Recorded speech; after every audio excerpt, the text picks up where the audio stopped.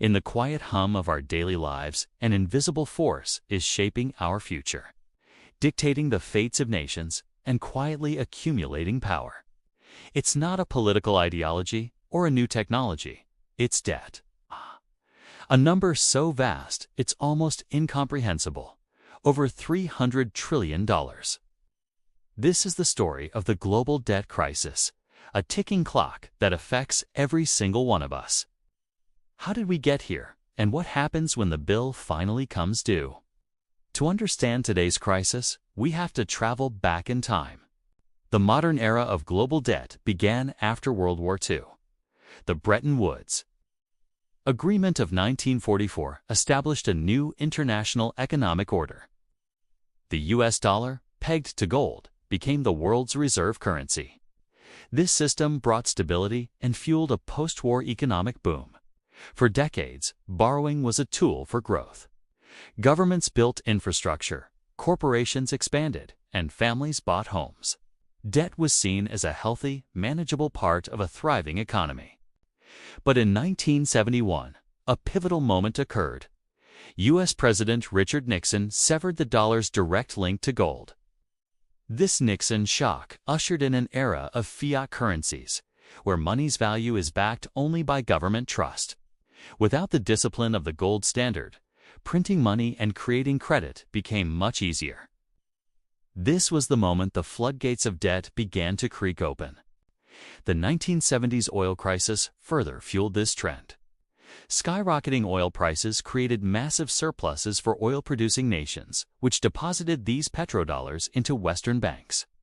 These banks, flush with cash, needed to lend it out, and they found eager borrowers in developing countries across Latin America, Africa, and Asia. This set the stage for the first major modern debt crisis. By the early 1980s, the party was over. The U.S. Federal Reserve, battling runaway inflation, hiked interest rates to unprecedented levels. Suddenly, the variable rate loans taken out by developing nations became impossibly expensive. Countries like Mexico, Brazil, and Argentina defaulted, triggering a decade-long crisis. It was a brutal lesson. Debt that fuels growth in good times can become a crushing weight in bad times. International institutions like the IMF and World Bank stepped in with bailout packages. But these often came with harsh austerity, measures deep cuts to public services that hurt the most vulnerable citizens. The lost decade of the 1980s left deep scars and served as a stark warning. Fast forward to the 21st century.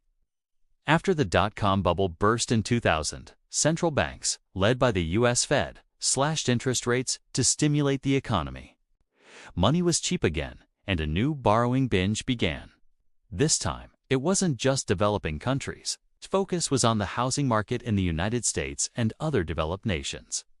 Banks created complex financial instruments like mortgage-backed securities, bundling risky loans and selling them as safe investments.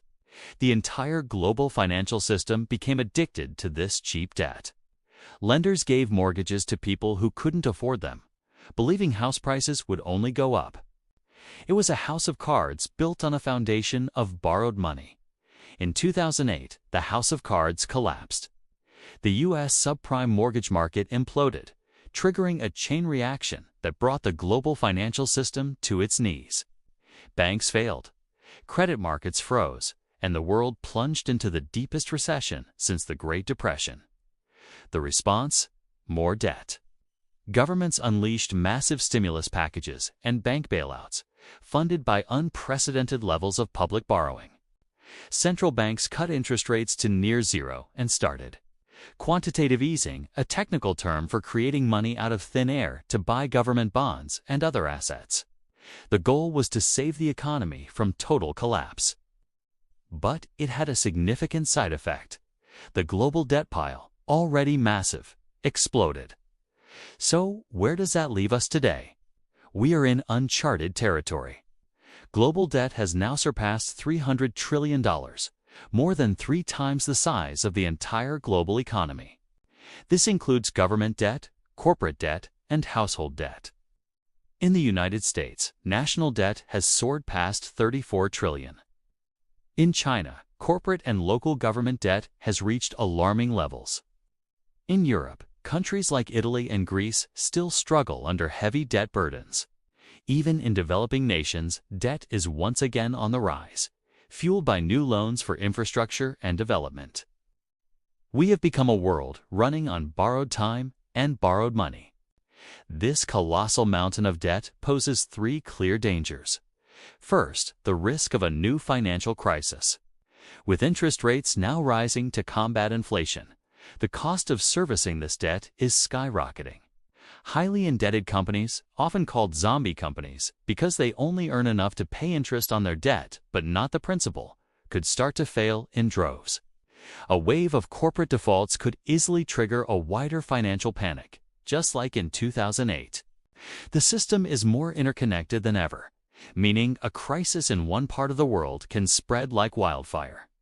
Second, the danger of economic stagnation. High levels of debt act as a drag on economic growth.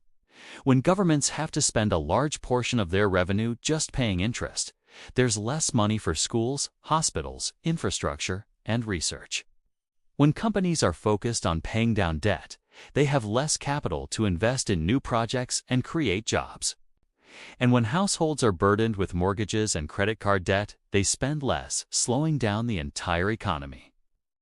This creates a vicious cycle of low growth and high debt, a trap that is very difficult to escape.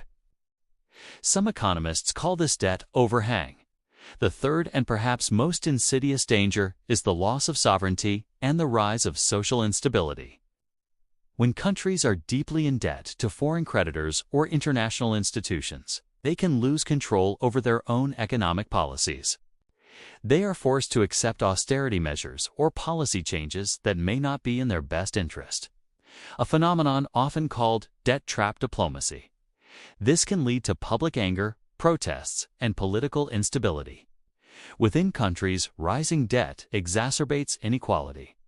The wealthy who own assets often benefit from the inflation that can result from debt creation, while the poor and middle class see their savings eroded and their wages stagnate. This widening gap between the haves and have-nots is a recipe for social unrest. So, what is the way out? There are no easy answers. Some propose debt jubilees, a radical forgiveness of debts, but the economic and legal complexities are immense. Others advocate for austerity-cutting government spending to pay down debt, but as we saw in the 1980s and after 2008, this can cripple economies and harm citizens. A more balanced approach involves a combination of strategies, promoting strong economic growth to shrink the debt relative to the size of the economy, restructuring unpayable debts, and implementing smarter regulations to prevent reckless borrowing in the future. We also need greater international cooperation to manage this global problem. The story of debt is the story of human ambition, risk, and consequence. It's a tool that has built empires and brought them to ruin. Today, we stand at a critical juncture. The decisions we make now as individuals, as companies, and as governments will determine whether this mountain of debt will be a stepping stone to a more prosperous future or a landslide that buries us all. The clock is ticking, and we can no longer afford to ignore its sound. Thanks for watching. If you found this documentary insightful, please like, share, and subscribe for more deep dives into the forces shaping our world.